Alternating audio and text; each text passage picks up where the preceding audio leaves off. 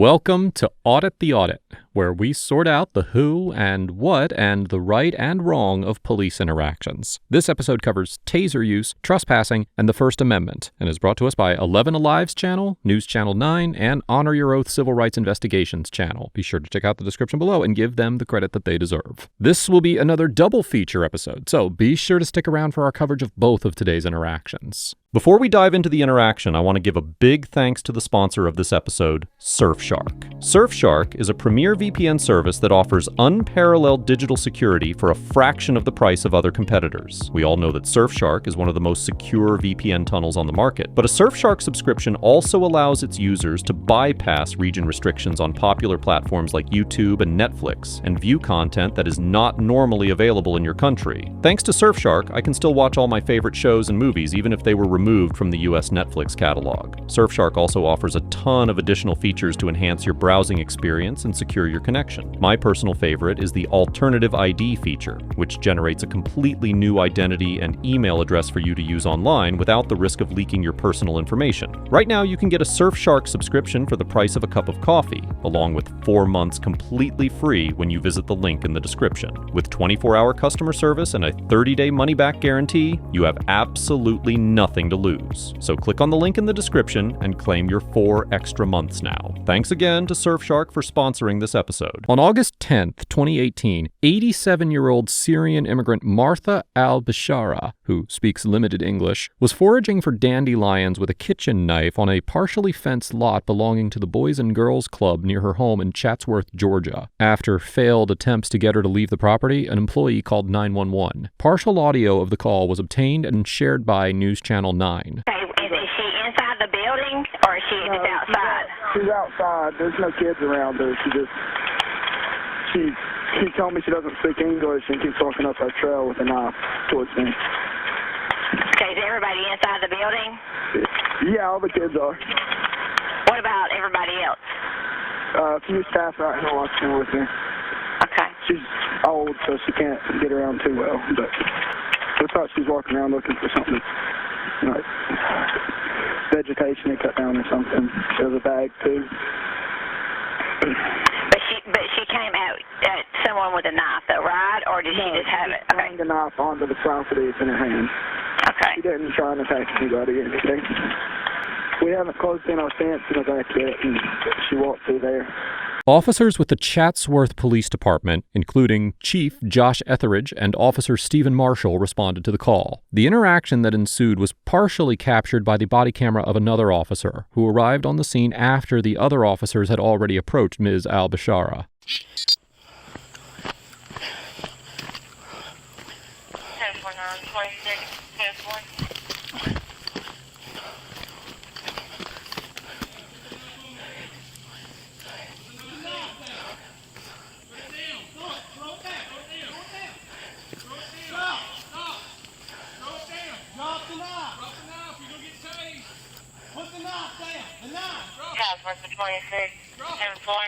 Chatsworth, we're 10-4, I'm out with them.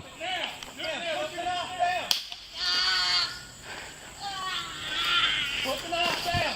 10-4.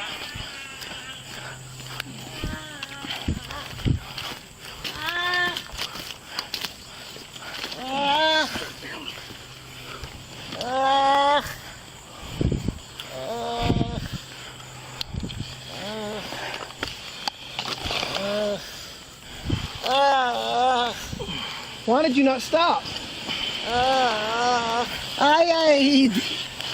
Stand up. Stand up. Stand up. Stand up.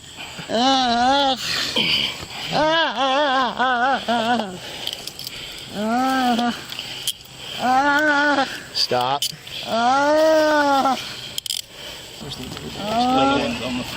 It's on your chest, Harry. Stop there. Go pull. It's okay.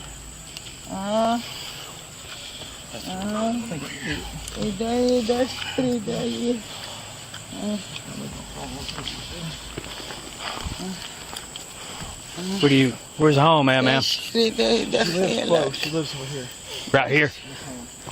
Although the body camera footage does not capture the entirety of the interaction, according to the officer's account of the incident, the officers found Ms. Al-Bashara on the property with a kitchen knife, drew their weapons, and told her, in English, to drop the knife. Ms. Al-Bashara did not comply, and instead continued walking and collecting dandelions with a calm demeanor. Chief Etheridge threw his own pocket knife on the ground in an attempt to show Ms. Al-Bashara that the officers wanted her to drop her knife, but Ms. Al-Bashara did not respond and began to walk down the hill toward the police, maintaining her calm demeanor. When Ms. Al-Bashara was about 5 yards away, one of the officers deployed a taser, hitting Ms. Al-Bashara in the chest and sending her to the ground. As we have discussed many times here on ATA, an officer's use of force violates the Fourth Amendment if it is deemed quote-unquote unreasonable under the circumstances. In the 1989 case of Graham versus Connor, the Supreme Court established 3 factors that courts consider when determining whether a use of force is reasonable. Now quoting, the severity of the crime at issue, whether the suspect poses an immediate threat to the safety of the officers or others, and whether he is actively resisting arrest or attempting to evade arrest by flight. Courts in the 11th Circuit, which includes Georgia, have found that in some circumstances, the use of a taser on an individual who was armed with a knife is not excessive. For instance, in the 2016 case of Smith versus LePage, the 11th Circuit Court of Appeals ruled that the use of a taser on a man who had broken into his own house, repeatedly disobeyed the officer's commands to drop a kitchen knife, and move toward the officers while holding the knife was constitutionally reasonable. In reaching this conclusion, the court noted that, quote, although the crimes Mr. Smith was suspected of were mere misdemeanors, a reasonable officer on the scene could have believed that Mr. Smith posed a danger to himself or others and was actively resisting arrest. Likewise, in the 2019 case of Anderson versus Snyder, the U.S. District Court for the Southern District of Florida found that an officer was entitled to qualified immunity for using a taser on a 23-year-old man who refused to comply with an order to drop a knife and was threatening to stab himself, holding that the officer's actions did not violate a quote-unquote clearly established right. However, the reasonableness of a use of force is a highly fact-intensive analysis and must be based on the specific circumstances of the incident. While both of the cases we just discussed involved younger English-speaking men who had refused to drop knives that they had picked up to use as weapons, Ms. Al-Bashara was a confused 87-year-old woman who did not drop her knife due to a language barrier and was using the knife to forage, not as a weapon, as the officers observed before tasering her. Well, given the stark contrast between this situation and other situations where courts have found it reasonable to taser individuals who were quote-unquote armed with a knife, it is certainly possible that a court would conclude that the officer's use of force in tasing Ms. Al-Bashara was constitutionally excessive.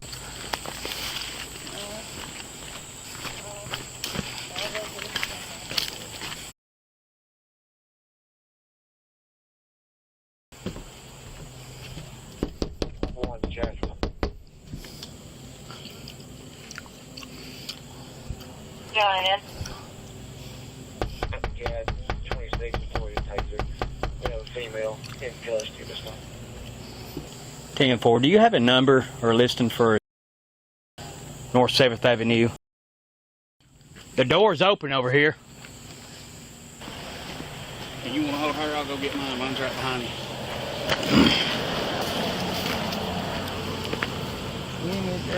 Is it your casa? Your casa right there? ايه خلينا نروح. Where's your son? نايم. Son. ايه تعال. Your son? No. تعال. No. دخيلك. Where's your son? دخيلك أنا. Is he at work? ايه خلينا نروح. No, ma'am. سلام دوني. Solomon Donay? ايه. Who? هو How do you know Solomon? ايه. Solomon, how do you know him? ماني فاهم عليك. Is that your grandson? بس هون خلونا نقعد هون بالفيل. No, door's open though. هون تحت السجادة. I knocked and I guess she's just by herself. 10-4. The only thing that we have from 705 North 7th Avenue is going to be a 1047, and there was going to be a language barrier. I do have a home phone number. Chatsworth, nobody's home right now.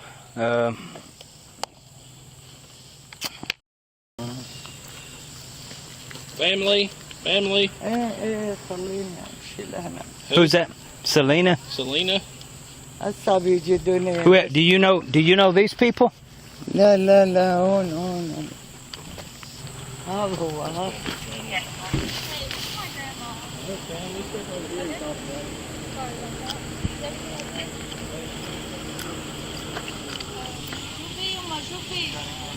ولا شيء عشان جيت لهون ده. كم مرة صاروا قايلين لك لا تيجي لهون؟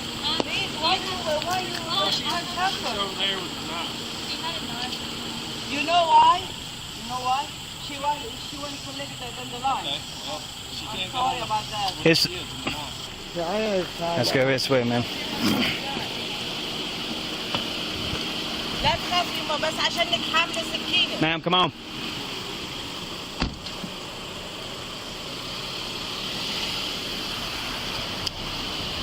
وين تاخذني على الشرطة؟ Gotta go in here, ma'am. مانيش رايح. Okay. لا مانيش رايح. No, ma'am. تعي يا وداد. This way, ma'am. لا لا لا لا لا لا لا. Come on, ma'am. هيفاء تعي انت تعي معي. Ma'am, you're gonna have to get in there. خايفة في المنك. Wait, un momento. You're gonna have to get in here. لا لا. Once you get in here, you can talk to them, okay? لا لا لا لا. Yes, ma'am. لا. تعي لهون. شو مخليني اقرب؟ لا تخافي هاي اجراء قانوني هسه احنا بنروح لعندك على الفرع هون. Where do you go? Hey, ma'am. We'll take her to jail. You need to ask her politely. Just sit in the. Yeah, she will. But please, she's an old lady. Oh, I get it. But you can't have knives, sir. You. Okay. Just tell her to sit down and we'll talk to her. A family member of Ms. Al-Bashara implores the officers not to arrest her because she is a quote-unquote old lady, and the officers argue that their actions are justified because she was on the Boys and Girls Club property with a knife. Under Section 16-7-21 of the Georgia Code, quote, a person commits the offense of criminal trespass when he or she knowingly and without authority remains upon the land or premises of another person after receiving notice from the owner, rightful occupant, or upon proper identification, an authorized representative of the owner or rightful occupant to depart. Now, while it does seem that Ms. Al-Bashara remained on the property after she was asked to leave, due to the language barrier, she would have a strong argument that she did not do so knowingly, as required by the trespassing statute. As the Court of Appeals of Georgia explained in the 2004 case of Yeomans v. State, quote, knowingly indicates an awareness of the consequences of one's actions. The use of knowingly in an indictment is equivalent to an averment that the defendant knew what he was about to do, and, with such knowledge, proceeded to do the act charged. Because Ms. Al-Bashara spoke very limited English and potentially did not understand any requests that she leave, if she were charged with trespassing, she could argue that she did not knowingly remain on the property after being asked to leave because she was not aware of the fact that she had been asked to leave. As for the legality of holding a kitchen knife, Section 16-11-126 of the Georgia Code, which defines the crime of unlawful carrying of a weapon, states that, quote, no person shall carry a weapon unless he or she is a lawful weapons carrier. Now, while Section 16-11-125.1 of the Georgia Code defines a weapon as a quote-unquote knife or handgun, the statute also states that the term knife means, quote, a cutting instrument designed for the purpose of offense and defense consisting of a blade that is greater than 12 inches in length, which is fastened to a handle. As most kitchen blades are shorter than 12 inches, it is therefore unlikely that Ms. Al-Bashara was violating the law by carrying the knife to forage for dandelions. Yeah. Try to translate to her to sit in the car, ma'am, because we don't want to pick her up or force her. She's mother-in-law Solomon Donay. If you know him, you know we are good people. Please. Let's give him high. Okay. Let's sit over here. I'm scared for her. She have a heart problem. Please. She didn't know any English. يوم قالوا لك زدتي السكينة ليش ما زدتيها؟ اطلعي مشان قبل ما يفوت أبوي اطلعي. أنا فهمان عليهم. تعي مرتة معي تعي. Come sit right here, ma'am. We'll be able to sit down and roll down the window and you can speak with her.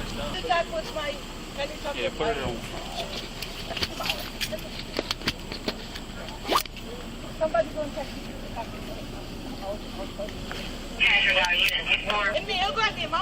مانيش طالع يحرق أبوكم please. She's not gonna run. يا ماما لا تخافي يا حبيبة عمري لا تخافي. خلي مرتها تطلع معي. أنا sit down هم بدهم يحكوا معك في السيارة. You want to sit in the car with her? أنا ما بقدر أقعد هلا معك بس بروح معك بالسيارة. كل شيء معلش، أوكي؟ ما في شيء بس هيك لازم نساوي، أوكي؟ ما في شيء. Yeah. How's my crying out? Yeah. At the land decided. Yeah, you're right. So that's what we're talking about. You know, Yeah. my brother can't come and he goes. So we were demonstrating for her. I'm so sorry about that. I'm really sorry. But you know, you have to understand, she's an old lady, and you know, she's not in harm or something. Please. Ma'am, does she have any kind of... She says she has dementia. She has dementia. Why is she by herself? You know, with my dad, and I just went back home to bring some food. You need to always have somebody here at all that's times. what we have to do. You know, sorry about that, but Yeah, because if not...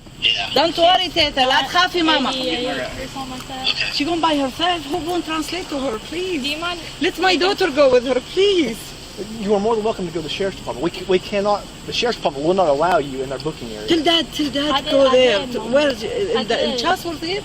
Yes, the Murray County Sheriff's Office. All right, here he is. You can take off. Dad go and meet her there. Hello? I don't. Let me see your phone. My phone. My camera is shining. My phone in my bag. Go.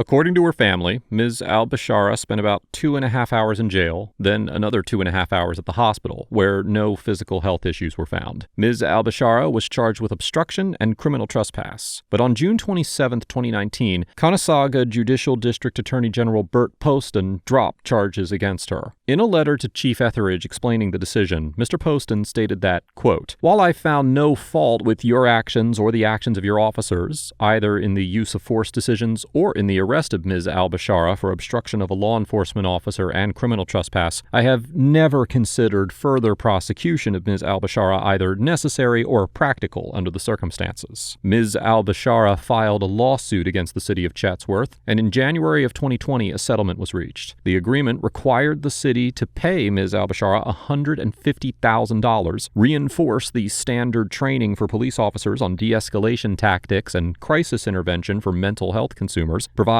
body cameras for all patrol officers on duty to the extent of the budget, and continue to create diversity in its police force. An independent agency conducted a use of force review for the incident and concluded that the officers acted reasonably based on the limited information they received from dispatch, which apparently only reported an armed individual with a knife at the Boys and Girls Club. The review concluded that the officers had no way of knowing about the language barrier or Ms. Al-Bashara's mental state before arriving. It further explained that, given the circumstances, the officers faced 3 options: retreating, using physical force, or deploying a taser. And based on the quote-unquote limited facts available to the officers, the review found that using the taser was the most appropriate choice. Chief Etheridge also defended the deployment of the taser, telling the Daily Citizen News of Dalton that, quote, "An 87-year-old woman with a knife still has the ability to hurt an officer." Ms. Al-Bashara's great-nephew, Solomon Done, a former police officer in a neighboring department, told the same newspaper that she was confused and unaware of what was happening, calling the situation, quote, "a ridiculous turn of events." He added, now quoting again, "If 3 officers couldn't handle an 87-year-old woman, you might want to reconsider hanging up their badges." Overall, Chief Etheridge and the Chatsworth officers get an F for deploying a taser on an 87-year-old woman, failing to exercise discretion by arresting her over a clear misunderstanding, and demonstrating a stark inability to engage with individuals from different cultural backgrounds. While Ms. Al-Bashara was holding a kitchen knife, the officers admitted that they saw her using it to cut dandelions, and she was not, quote-unquote, brandishing it or threatening the officers in any way. Additionally, given Ms. Al-Bashara's age, the use of a taser posed a heightened risk of severe injuries, cardiac complications, or even death. and it should have been avoided unless absolutely necessary. Finally, the officers demonstrated a glaring lack of cultural competence and linguistic awareness, as evidenced by their misguided attempts to communicate in Spanish with Ms. al-Bashara, a Syrian immigrant, highlighting a critical deficiency in their ability to interact with non-English speakers and individuals from various cultural backgrounds. America is a diverse country, and this encounter demonstrates why police officers must be prepared to not only come into contact with individuals who speak a different language, but to also treat them with dignity and respect. As for Ms. al-Bashara, I cannot rightly assign a grade to an elderly woman with a highly limited understanding of the English language and potentially diminished mental faculties. It is unclear what her understanding of the situation was, and she appeared to be incredibly confused throughout the encounter. I'm glad that Ms. al-Bashara was not physically harmed by the officers' abhorrent decision to tase her, and I commend her and her family for seeking accountability by taking appropriate legal action after this altercation. Let's move on to the next interaction. On May 7th, 2024, First Amendment Auditor Jeff Gray visited the New Tampa Community Park and Recreation Center in Tampa, Florida. A park employee called the police, and Officer Robinson of the Tampa Police Department responded. The encounter that followed was captured on Officer Robinson's body camera.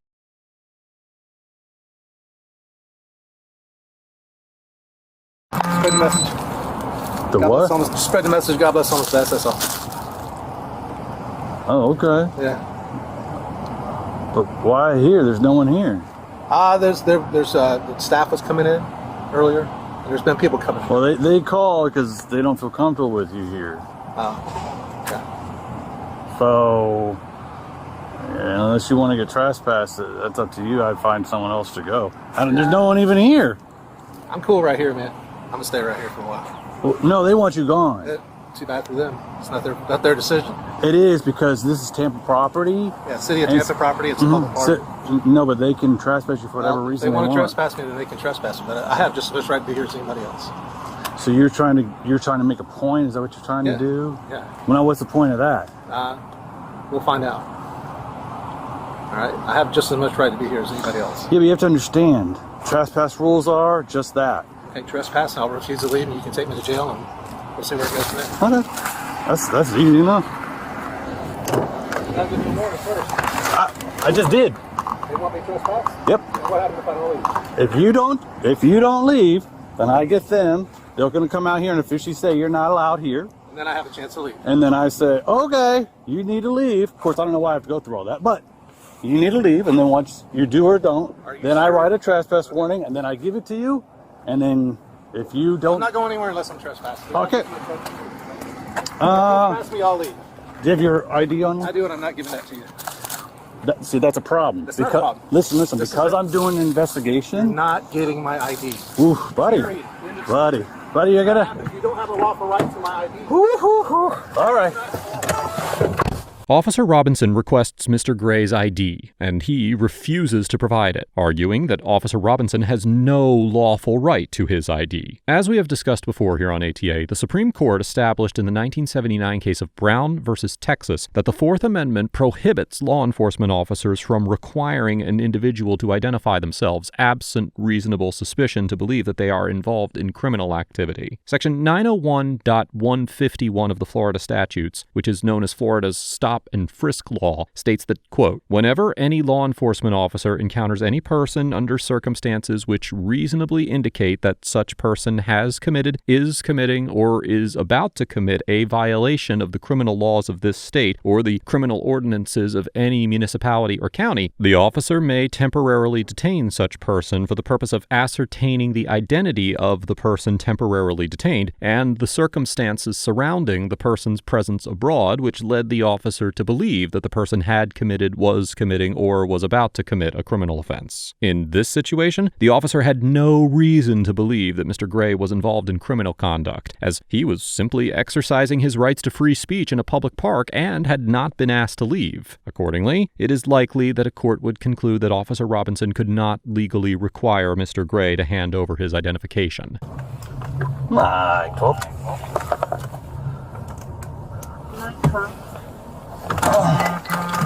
Can I get 54? I have someone trying to make a point here about trespassing. If I can get 54. and if Mike 1's available as well. Oh gosh. It's a civil matter. You only get an ID if they're criminal trespass. It's a sir, it's fine. It's okay. I don't mind taking you to jail for a misdemeanor. It's fine. It just seems pointless for everyone's. But that's okay. Leave, but I don't have to give you my ID. That's okay. Hi. Can you come tell him he came back? He's trying to make a point, saying that, you know, whatever. So I just need you to officially tell him that he is not welcome here. Okay. I don't know why it has to be this way, but Okay. All right. you don't have to get, just right here is fine. Okay. Hi.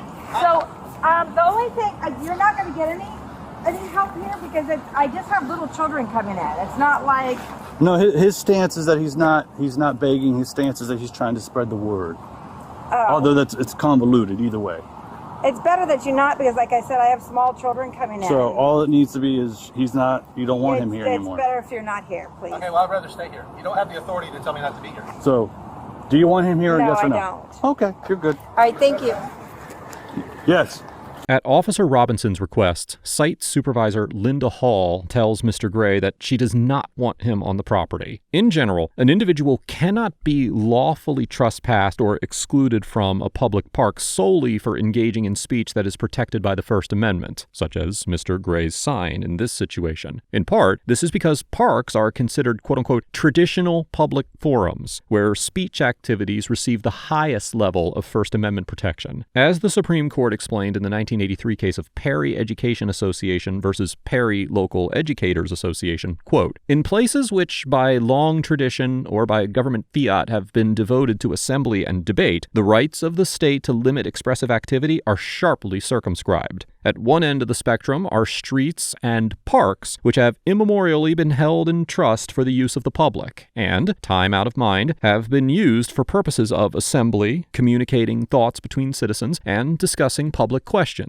In these quintessential public forums, the government may not prohibit all communicative activity. The court then went on to explain that, now quoting again, for the state to enforce a content-based exclusion, it must show that its regulation is necessary to serve a compelling state interest, and that it is narrowly drawn to achieve that end. The state may also enforce regulations of the time, place, and manner of expression, which are content neutral, are narrowly tailored to serve a significant government interest, and leave open ample alternative channels of communication. Now, in this situation, it is unclear why Ms. Hall chose to exclude Mr. Gray from the park, and the only potential government interests articulated were that children were coming into the facility, and that the employees did not feel quote-unquote comfortable with Mr. Gray's presence on the property. Now, while the government inarguably has an important interest in protecting children, restricting Mr. Gray's speech did nothing to serve this interest, as his First Amendment activities were in no way posing a danger to any children. Likewise, the so-called comfort of a government employee certainly would not rise to the level of a compelling or significant government interest that could potentially justify interfering with Mr. Gray's freedom of speech. Accordingly, it is highly likely that a court would find that Mr. Gray could not be required to leave the park for simply engaging in a constitutionally protected activity.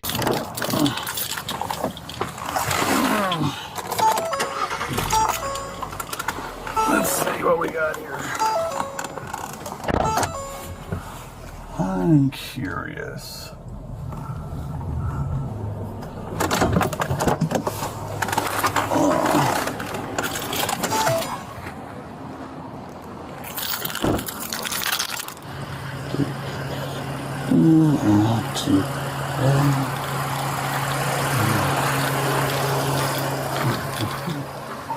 Hi, how are you?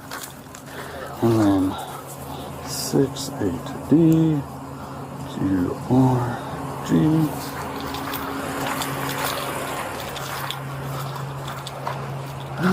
And I'll try this one too, okay? Let's see. I'm thinking this isn't it, but let's see. Officer Robinson writes down the license plate numbers of several vehicles in the parking lot in order to search for them in an attempt to identify Mr. Gray. Now, because license plates are located on the exterior of a vehicle in plain view to any member of the public, courts have consistently concluded that officers do not violate the Fourth Amendment by, quote-unquote, running the license plate number of any vehicle they lawfully encounter, even without any level of suspicion to believe that someone associated with the vehicle is involved in a crime. As the 11th Circuit Court of Appeals, which, in addition to Georgia, also has jurisdiction over Florida, explained in the 2020 case of United States versus Johnson, quote, "It is well settled that a motorist can have no reasonable expectation of privacy in the license tag information he is required by law to display in plain view. In fact, the exterior of a car, of course, is thrust into the public eye, and thus to examine it does not constitute a search. Specifically, it is unreasonable to have an expectation of privacy in an object required by law to be located in a place ordinarily in plain view from the exterior of the automobile. Accordingly, it is highly probable that a court would hold that Officer Robinson's actions in documenting and searching the license plate numbers of the vehicles in the parking lot was entirely lawful." Michael. Yeah, I think we're sorting out. You can probably cancel Mike 1. You don't need to mess with him. He's good.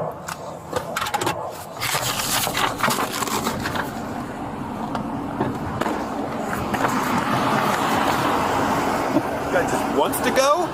Yeah, well, he wants to play a game. He has a sign that doesn't ask for money, that just spreads the word of God bless homeless vets. Guy. He sits here, he was in his car, cooled off, and then he sees me and comes out, "I'm not leaving this, you can't trespass me." Ooh. So I said, "Well, actually, this is city property." And she came out and said it. "Well, I'm not doing anything." So then he moved to the sidewalk. Okay. And so now this is his car, so I'm going to officially write him a trespass warning for this property. Okay. Because he refused identification as well. Oh, sit down. But his car is here. Yeah. Hey. Sorry, I didn't mean to get everyone over here. I thought I was gonna have to rough and tumble for a little bit, but then he started messing around. I was like, you know what? For this guy? Yeah. Did he give his name eventually? No, still doesn't, but I ran his car and it comes back to him, so. Which one's his car? The white one. The truck? Yeah. So you're gonna trespass from this property, I guess? Yes. He's like on the sidewalk, right? Yes. I mean, if he wants to be weird, then that's his prerogative. Right, we're not here for the soliciting. We're here for the trespass. Yeah. I'm just trying to play it out with trespass and then leave. Well, yeah, because he's going to have to get in his car and leave. Yeah. Because his car's on the property. Oh, there it goes.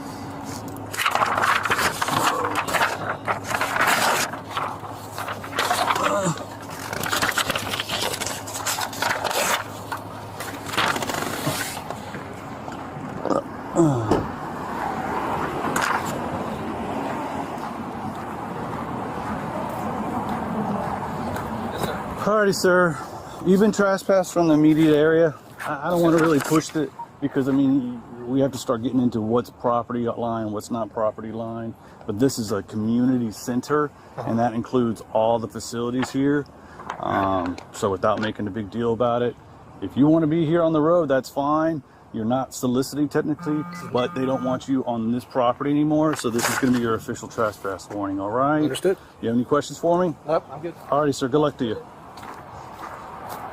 After being trespassed from the park, Mr. Gray filed a complaint against Ms. Hall and appealed the trespass warning. According to an update video shared by Mr. Gray on his YouTube channel on May 17, 2024, Senior Assistant City Attorney Michael Schmid informed him that the trespass warning had been reviewed and rescinded. The outcome of the complaint against Ms. Hall is unknown. Overall, Officer Robinson and Ms. Hall get an F for attempting to remove Mr. Gray from a public park for exercising his right to free speech, which likely violated his First Amendment rights, prioritizing park employees' discomfort over constitutionally protected freedoms, and displaying alarming ignorance of fundamental constitutional rights. Officer Robinson seemed particularly unequipped to handle the situation, as he was apparently baffled by Mr. Gray's choice to exercise his rights by engaging in First Amendment activity, declining to provide identification when not legally required, and refusing to leave the park without proper cause. That being said, I do want to call attention to the fact that Officer Robinson chose to actually conduct an investigation by lawfully running license plates instead of compelling Mr. Gray to provide identification when he was not required to do so. This is a technique that I wish more officers would utilize when citizens refuse to identify themselves. And although it does not make up for Officer Robinson's complete disregard for the First Amendment during this encounter, I believe it is only fair to give Officer Robinson credit where it's due. Mr. Gray gets an A+ for maintaining a respectful and peaceful demeanor throughout the encounter, calmly yet assertively questioning Officer Robinson's rationale and decisions, and following up appropriately by submitting a complaint and successfully contesting the trespass warning. Mr. Gray remained within legal bounds at all times, and promptly adhered to the trespass order after vocally challenging its constitutional validity. We have examined Mr. Gray's audits on several occasions here on ATA, and he consistently earns high grades for his distinctive auditing approach and his respectful yet firm manner of interacting with officers while defending his rights. I have provided a link to his channel in the description down below, and I strongly encourage you to show support for his content. Let us know if there's an interaction or legal topic that you would like us to discuss in the comments down below. Thank you for watching, and don't forget to check out my second channel for even more police interaction content.